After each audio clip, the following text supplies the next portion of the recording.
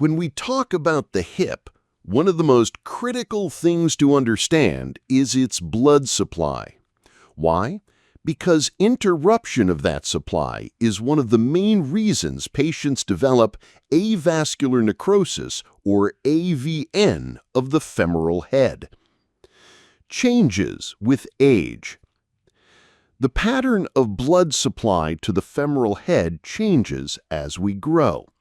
From birth to about 4 years of age, the femoral head is supplied by 3 sources: the medial circumflex femoral artery, the lateral circumflex femoral artery, and the artery within the ligamentum teres.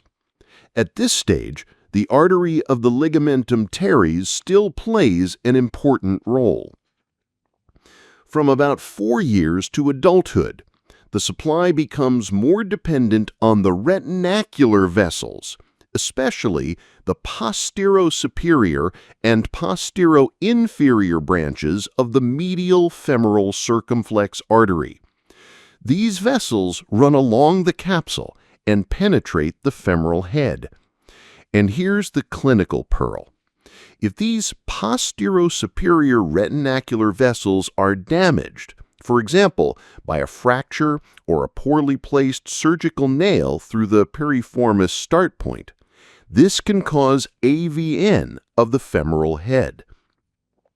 In adults, the mediofemoral circumflex artery is the major blood supply. That's why surgeons take great care during posterior approaches to the hip. If the quadratus femoris is transected carelessly, it can injure this artery. Meanwhile, the artery of the ligamentum teres, which was important in childhood, has very little significance in adults. It's a remnant rather than a lifeline. Key arteries around the hip. Now, let's trace the major vessels. The abdominal aorta branches into the external iliac artery, which continues as the common femoral artery. This vessel is actually at risk during screw placement in the antero-superior quadrant of the acetabulum during hip arthroplasty. The profunda femoris artery branches into the lateral circumflex femoral artery, whose ascending branch is at risk during the direct anterior approach. The medial femoral circumflex artery, the major supplier of the femoral head. This artery is endangered during psoas tenotomy or deep posterior dissection. The femoral artery perforators supply the vastus lateralis muscle and can be a source of bleeding during lateral approaches.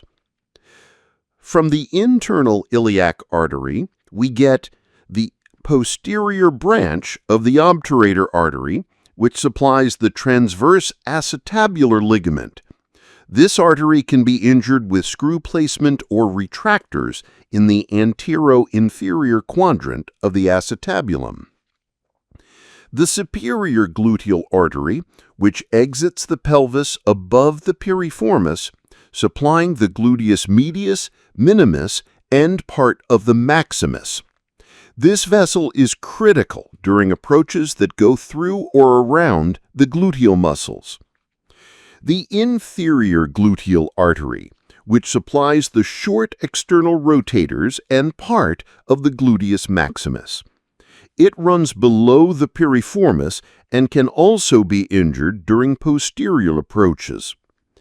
The internal pudendal artery, which interestingly leaves the pelvis through the greater sciatic notch and then re-enters the pelvis through the lesser sciatic notch.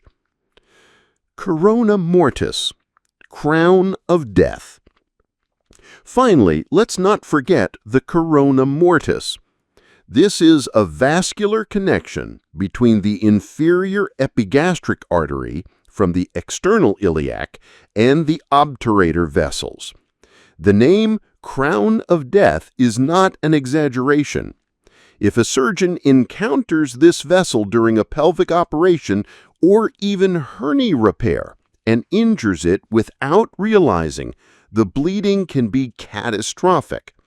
This is why every surgeon who operates in the pelvis must remember it.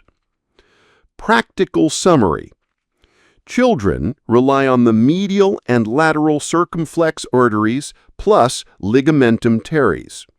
Adults depend mainly on the medial femoral circumflex artery. Injury to the posterior-superior retinacular vessels is a key cause of AVN. Surgical approaches must always respect these vessels. Posterior approach, protect the medial femoral circumflex artery. Anterior approach, be mindful of the lateral circumflex femoral artery. Quadrant rule, avoid major arteries when placing acetabular screws. And always beware the Corona Mortis, the hidden danger of pelvic surgery.